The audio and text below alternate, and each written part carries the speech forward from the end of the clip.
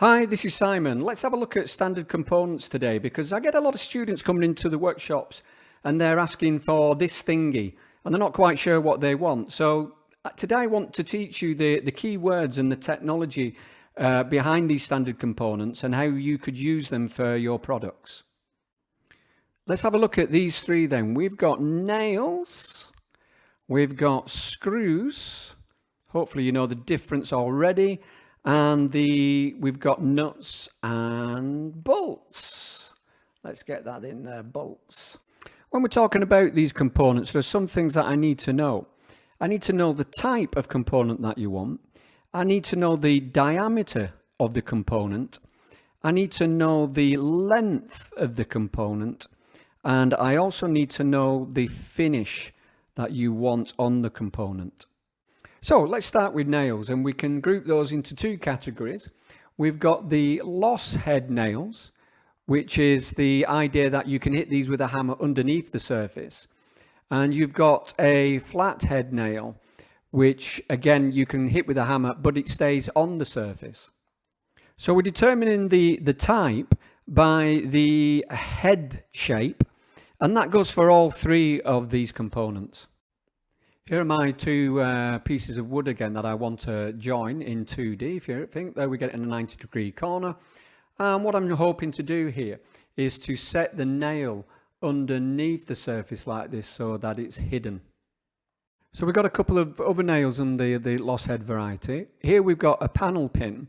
If you look at the end of this, it's slightly tapered, and that gives it a better holding force if you're going to try and join thinner materials onto the wood. This next one is an oval wire nail, and this is designed to stop the wood from splitting. So let me just explain what I mean by that. If this is a plan view of our nail joint, then we've got the nail here, and we end up here with very short grain. And short grain is likely to split.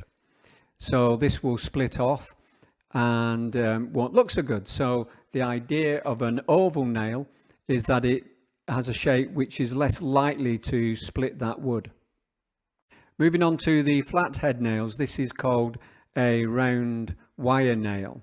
And the idea is with the bigger head, if it doesn't matter whether you see it or not, then you've probably got more area to strike. And also it is very good at holding thinner material. So what I mean by that is if I'm trying to place a thin material here onto a thicker material, then having a larger head will secure that in place, and it will be less likely for this material to rip out. Let's have a look at some more of these types of nails. This is called a clout nail, and it's been particularly designed to hold roof felting on like your shed or your garage.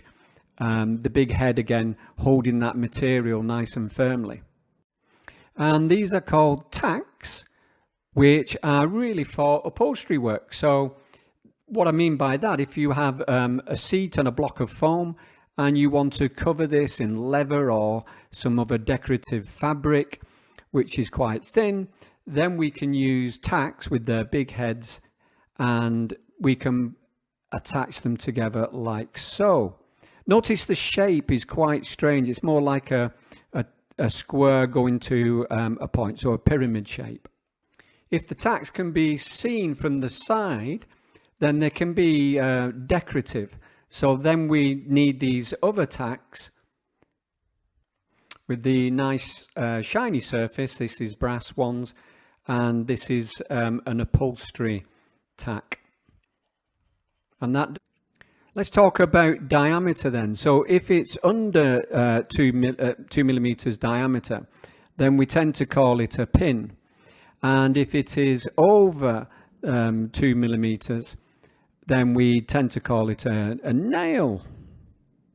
Now the pins will become in shorter lengths, and the nails tend to be longer, and this is because pins are very thin, and a long thin pin just wouldn't work. It would bend before it went into the material. Moving on to screws then, and they can be determined also by the head shape, and this is a slotted head, and as you can see it's just got this slot down here which we can tighten it up and undo it with. Now the problem is that after a while these edges can get worn out if they're used a lot. So what was developed then was the next one, which is the Phillips head. So this was invented in the 1930s, and the idea is that it will stop this wearing away.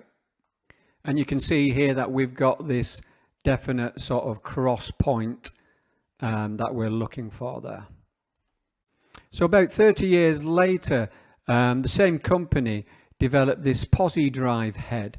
Now the idea is that we have some more angles inside here which you just can't see, but it has the same Phillips head section at the top, and the only reason that we know the difference is because these little marks are put onto the side to show it's a Pozidrive. And this was to improve the torque of the screwdriver, which is remember the sort of turning power that you have without ripping the screw head up. So all sorts of shapes have been used to improve this turning power and the engagement of the screwdriver into the head of the screw so that it doesn't slip. And this one is called Torx, like a little flower shape. And underneath here we've got the hexagonal shape of the very common use of the Allen head or Allen key head. There we go. Let's just pop on these screws so that you can look at them from a 2D view. You can see they're quite different. This one's called a countersink. This one is called a raised head. And the next one here is called a round head. Okay. Now these different heads have different effects with the joint. So I'm just going to put a piece of wood in across there to show you. You can see with the idea of the countersink that it should be flush with the surface. So we've got a special countersink bit which drills this hole, and then the countersink screw will sit nice and flush. The raised head has also a countersink bit to it here, but the head is raised above the surface, and that's for decoration purposes. Where the round head screw again has got that big flat surface, and all the head of it is poking out of the wood, and that's to trap the thinner material underneath, like with the tacks. Let's give you some more key words other than the head here. On this screw we've got a shank, which is the plain bit which passes through your wood. The screw only has to bite in with the thread as it enters the second piece of wood. And then we've also got the root, which is the solid bit within the middle of the screw, which the thread goes round. Now some screws don't have any shank on at all, and these are really for manufactured boards, so we call these chipboard screws. Diameters can start really small, like 1 millimeter, and they can go really big, but in school you generally get up to 5 to 6 millimeters. Length of screws are determined about how much actual screw goes into the wood. So let's say, we've got a chipboard screw of 40 millimeters here in length, where with a round head screw we'll be talking about the length here, which is underneath the head. So if you're asking for a screw, you might say that you want a diameter 4 by 40 millimeter round head screw, and then I'd know exactly what you wanted. Moving on to nuts and bolts. Here we've got the nut, and here we've got the bolt.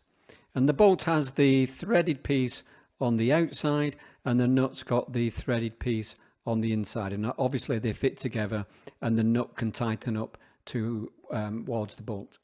Bolts can have a whole range of different heads, and we've talked about those already. You can tell the difference between a bolt and a screw because the screw thread goes down parallel all the way, where the screw always has a little pointed bit at the end to bite into the wood. You'll also find that the screw thread is more coarse on a wood screw because it has to bite into the wood. Coarse thread, and you will have a finer thread on a bolt. Bolt threads are in metric sizes, so what we find is that we call them like an M6 would mean that it's a diameter 6 bolt, and the length is determined again from the length that this thread is, not including the head. So a bolt which is really interesting for woodworkers is a coach bolt, because if you look carefully here, you can see that there's a square end to the bottom of the head, and this bites into the wood and stops it from rotating. Bites in the wood, and normally you would need 2 spanners to tighten up a nut and bolt, but in this case you'll just need 1, and then this can remain very plain, and then it looks better on the product. So let's finish this session with finishes. That's a great place to finish, isn't it? A lot of these components will be made from steel, and as you know, the problem with steel is that it rusts. So we can give them a range of finishes such as zinc. We've also, if we dip it into hot zinc, then we call it galvanized. So a lot of these are galvanized items. We could chrome it to make it look really shiny and special. And also we can coat it in copper and brass to give it that decorative look. So these are more decorative finishes that we have for them. And sometimes you'll find that copper and brass are used actually to make the whole product, like screws and the tacks. And there we have it. Hope you enjoy me next time for some more components.